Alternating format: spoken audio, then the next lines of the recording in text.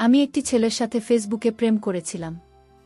তারপর তার সাথে পার্কে দেখা করতে গিয়েছিলাম তার লোকেশন অনুযায়ী। সারাদিন তার সাথে ঘুরলাম, খুব আনন্দ করলাম, খুব রোমান্টিক মুডে দিনটা কেটেছিল। সে আমার জন্য একটি গোলাপ ফুল নিয়ে এসেছিল। তার দেওয়া গোলাপ ফুলটি পেয়ে আমি সত্যিই খুব আনন্দিত হয়েছিলাম। হঠাৎ মনে পড়ল গোলাপ ফুলটি দেখতে খুব সুন্দর। তাহলে ফুলটি একটু শুকে দেখি। গোলাপ ফুলটি শুকতেই হঠাৎ করে আমার মাথাটা কেমন যেন যারা মেরে উঠল। পরক্ষণেই আমি অচেতন হয়ে পড়ে গেলাম। তারপর যখন আমার জ্ঞান ফিরল তখন দেখলাম আমার সকল হাত পা বাঁধা। আমি একটা রুমের ভিতরে আবদ্ধ। কিছুক্ষণ পরেই 4 জন লোক আমার এখানে আসলো। আমার এখানে এসে তারা 4 জন মিলে একসাথে এক অদ্ভুত আচরণ করতে শুরু করল, যা শুনলে বন্ধুরা তোমাদের মাথা ঘুরে যাবে। তাহলে চলুন বন্ধুরা গল্পটি শুরু করি। গল্পটি শুরু করার আগে বন্ধুরা তোমাদের নিকট আমার বিশেষ অনুরোধ, দয়া করে তোমরা আমার চ্যানেলটি সাবস্ক্রাইব করে আমাকে সাপোর্ট করবে। হ্যালো বন্ধুরা, আমি অনন্যা। বর্তমানে আমার বয়স 17। আমি ইন্টারমিডিয়েট প্রথম বর্ষে পড়ছি। আমার বাবা একজন সরকারি কর্মকর্তা, মা একজন হাই স্কুলের শিক্ষিকা। আমার 2 ভাই। এক ভাই আমার বউ, সে বিদেশ থাকে। আরে ভাই আমার ছোট, সে মাত্র ক্লাস 8ম শ্রেণীতে পড়ে। আর বোন বলতে আমার পরিবারের মধ্যে আমি শুধু একলা, অর্থাৎ আমাদের পুরো পরিবারের মেয়ে মাত্র আমি একজন। তাই সবাই আমাকে অনেক বেশি আদর করে। আমি যখন এসএসসি পরীক্ষা দেই তখন আমার বড় ভাই আমার জন্য একটি মোবাইল বিদেশ থেকে পাঠালো। আমার বড় ভাই আমাকে অনেক বেশি আদর করত, যত্ন করত, আমার প্রত্যেকটি চাওয়াই পূরণ করত। সে ইচ্ছা করলে আমাকে আরও আগে মোবাইল দিতে পারত, কিন্তু আমার হাতে মোবাইল দিয়ে নাই, যাতে আমার পড়ালেখার ক্ষতি হবে। আর ভাই আমাকে আগেই বলেছিল আমি যদি এসএসসি পরীক্ষায় পাস করতে পারি, অর্থাৎ ভালো রেজাল্ট করতে পারি, তাহলে সে আমাকে একটি অ্যান্ড্রয়েড মোবাইল দিবে। ভাইয়ের কথা অনুযায়ী আমি পরীক্ষায় খুব ভালো রেজাল্ট করলাম, এসএসসি পরীক্ষায়। তারপর সে খুশি হয়ে আমাকে অ্যান্ড্রয়েড মোবাইল উপহার দিলেন। আর এই মোবাইলে আমার জীবনের সবচেয়ে বড় ক্ষতির কারণ হয়ে দাঁড়িয়েছিল বন্ধুরা। এসএসসি পাস করার পর ভাই আমাকে একটি নতুন অ্যান্ড্রয়েড মোবাইল বিদেশ থেকে পাঠালেন। মোবাইলের ব্র্যান্ড ছিল স্যামসাং। অনেক দামি একটা মোবাইল ছিল, অনেক সুন্দর ছবি উঠত, আর আমাদের বাসায় আগে থেকেই ওয়াইফাই ছিল। ভাইয়ার দেওয়া মোবাইল পেয়ে আমার যেন আনন্দের আর সীমা নেই। অর্থাৎ পড়ালেখার দিকে কোনো মন ছিল না, সম্পূর্ণ মনোযোগ চলে গিয়েছিল মোবাইলের প্রতি। আমার বন্ধু বান্ধবীদের মুখে শুনেছি ফেসবুক নাকি অনেক মজার, ফেসবুকে অনেক কিছুই নাকি পাওয়া যায়। তাদের মুখ থেকেই ফেসবুক এর কথা শুধু আগে শুনতাম, আর মনে মনে ভাবতাম আমার যদি একটা মোবাইল হতো তাহলে তো আমিও ফেসবুক চালাতে পারতাম। অবশেষে ফেসবুকের সেই আকাঙ্ক্ষা নিয়ে আমি আমার মোবাইলে একটি ফেসবুকের অ্যাকাউন্ট খুললাম।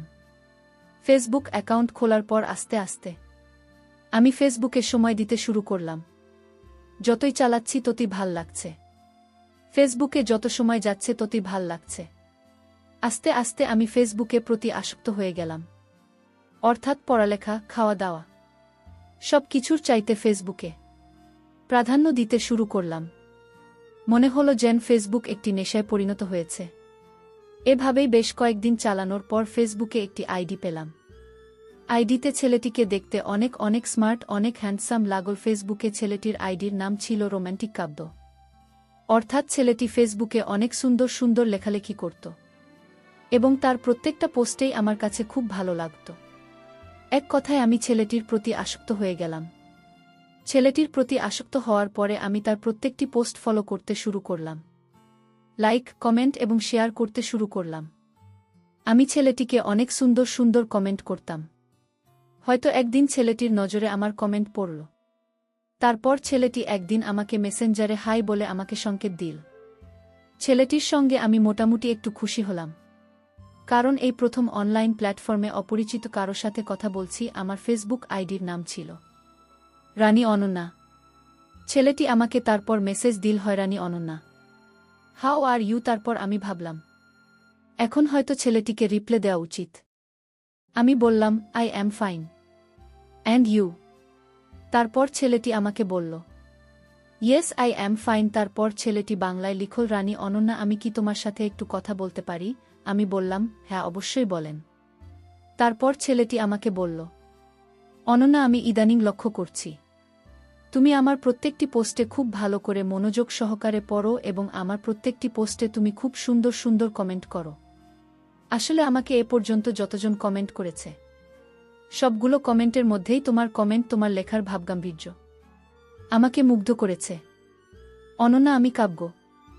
আমি একটি ইউনিভার্সিটি থেকে বাংলা সাহিত্য বিভাগে অনার্স মাস্টার্স করছি। এজন্য আমি কিছু লেখালেখি করি। লেখালেখিটা আমার খুব ভাল লাগে। মোট কথা, লেখালেখিটা আমার একটি পেশা আর নেশাও বটে।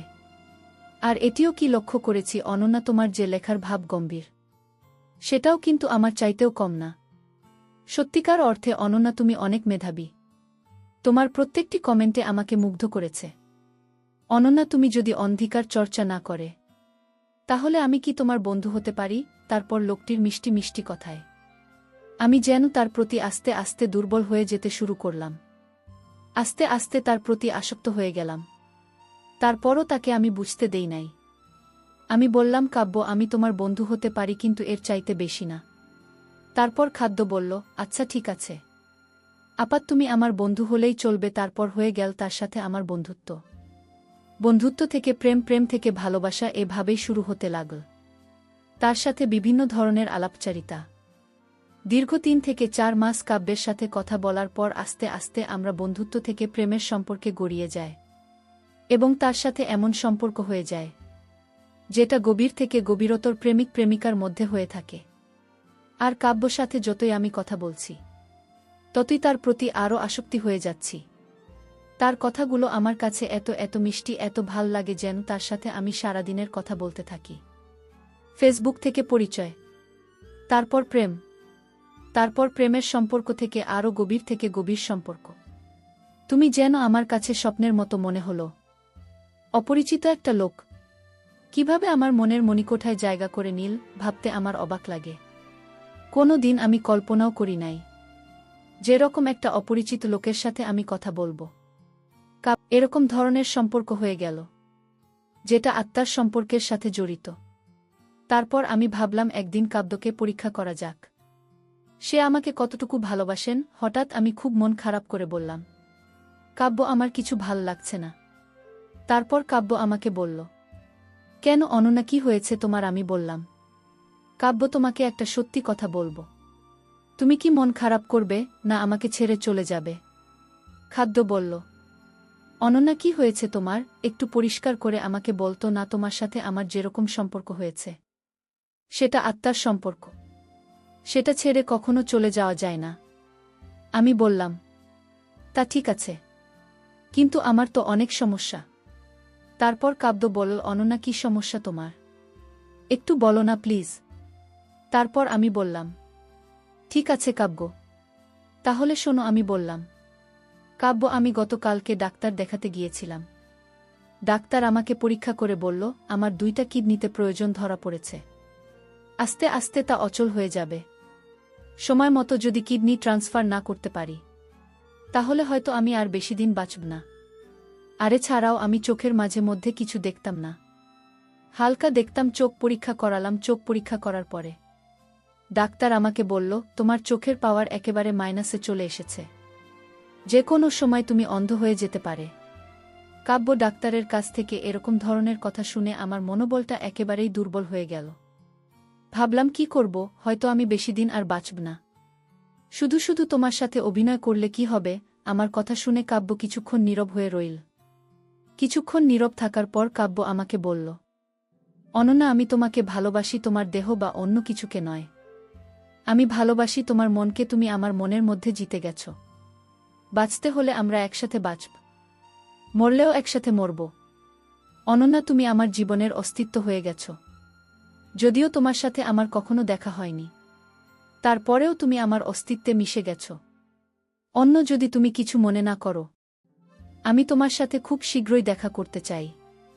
কাব্যের মুখ থেকে এরকম ধরনের কথা শুনে আমার মনটা খুব উৎফুল্ল হয়ে গেল, আনন্দে নেচে উঠল।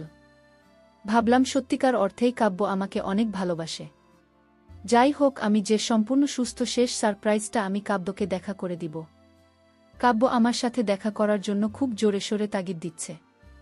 তারপর আমি বললাম, আচ্ছা ঠিক আছে কাব্য, আগামী শুক্রবার আমি তোমার সাথে দেখা করব। তারপর কাব্য আমাকে একটি জায়গার কথা বলল। সেই জায়গায় আমি আসতে, জায়গাটা অবশ্যই আমার বাসা থেকে খুব একটা বেশি দূরে ছিল না।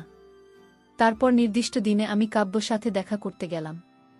প্রথম দেখা প্রিয়জনের সাথে। প্রথম দেখার অনুভূতি কিন্তু অন্যরকম। নিজেকে খুব ভালোভাবে সেজে গুজে উপস্থাপন করলাম। প্রিয়জনকে উপহার দেব বলে আমার সৌন্দর্যের যতগুলো জোশ আছে সবগুলো জোশই আমি ফুটিয়ে তোলার চেষ্টা করলাম। তারপর একটি ট্যাক্সি করে কাব্যের দেওয়া লোকেশন অনুযায়ী আমি চলে গেলাম। সেখানে গিয়ে দেখি কাব্য একটি তাজা গোলাপ ফুল নিয়ে আমার জন্য দাঁড়িয়ে রইল। কিন্তু আমি কখনো বুঝতে পারি নাই যে এই গোলাপ ফুলটি যদি আমি শুনতে চাই, তাহলে আমি আমার জীবনের সবচেয়ে বড় ভুল করব। আর তাছাড়াও কাব্য যদিও আমার অপরিচিত, তারপরেও তাকে আমি অনেক বেশি বিশ্বাস করে ফেলেছিলাম। যে বিশ্বাস, তার ফলেই আমার অনেক বড় মাসুল দিতে হয়েছিল। যা হোক বন্ধুরা, কাব্য আমাকে একটি পার্কের লোকেশন দিল। আমি সেই পার্কে চলে গেলাম। কাব্যকে নিয়ে অনেকক্ষণ গল্প করলাম, অনেকক্ষণ কথা বললাম। তাকে যতই দেখছি ততই মুগ্ধ হয়ে যাচ্ছি, এবং আমাকে পাওয়ার জন্য তার যে আকাঙ্ক্ষা, সেই আকাঙ্ক্ষা দেখে আমি সত্যিই বিস্ময় হয়ে গেলাম। খুব আনন্দঘন মুহূর্ত অবস্থায় কাব্যের সাথে আমার সময়গুলো কাটছিল। তারপর আমি ভাবলাম, তাহলে কাব্য কি আমার সত্যি কথাটা এখন বলা প্রয়োজন?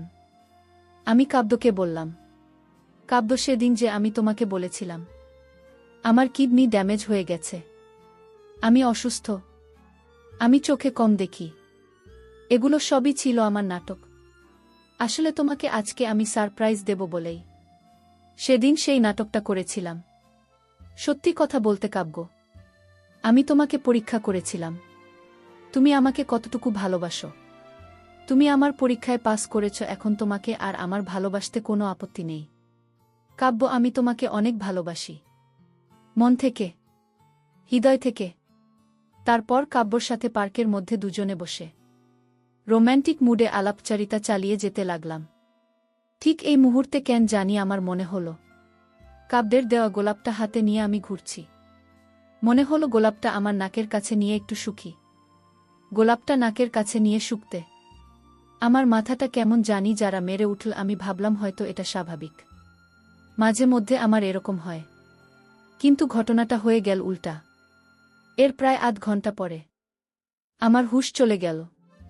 আমি অচেতন হয়ে পড়ে রইলাম। তারপর আর কিছু বলতে পারি না। যখন আমার জ্ঞান ফিরল তখন আমি দেখলাম আমি একটা ঘরের মধ্যে বন্দি, চতুর্দিকে বন্ধ। আমি কোথায় আছি সেটা আমি জানি না। একটা রুমের মধ্যে আমি বন্দি। আমার হাত মুখ সম্পূর্ণ বাধা, চিৎকার দেব যে সেই অবস্থাও নেই। রুমের মধ্যে চতুর্দিকে অন্ধকার, উপরে একটা ড্রিম লাইট জ্বালানো।